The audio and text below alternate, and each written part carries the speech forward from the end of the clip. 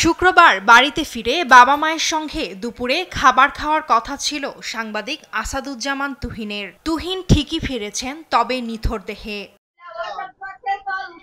বৃহস্পতিবার রাত ৮টার দিকে এক ব্যক্তিকে সন্ত্রাসীরা প্রকাশ্যে মারধর করছে এমন ভিডিও ধারণ করায় সাংবাদিক আসাদুজ্জামান তুহিনকে ধাওয়া করে কুপিয়ে হত্যা করে সন্ত্রাসীরা।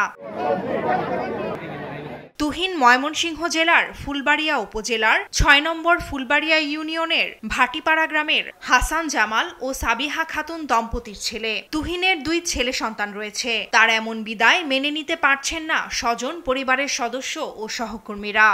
লোক সাংবাদিকতা করতে যায়, যদি নির্মমভাবে হত্যা হয়, তাদের ভবিষ্যৎ আছে, তাদের তো ছেলে মেয়েদের কোনো ভবিষ্যৎ আছে, এদের কি হবে?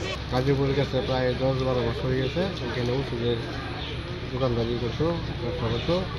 তারপরে একটা ওষুধ কোম্পানি চাকরি করতো, মানে ফাঁকে ফাঁকে সাংবাদিক কাজও করতো।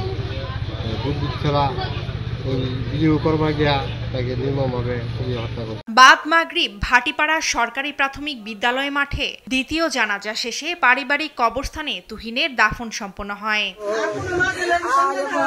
ঘটনার পর বৃহস্পতিবার রাতেই নিহত তুহিনের বড় ভাই সেলিম ও অপর একজন বাদী হয়ে বাসন থানায় ২টি মামলা দায়ের করেছেন। ফারজানা আফরোজ টুম্পা, নিউজ ডেস্ক, দেশ টিভি।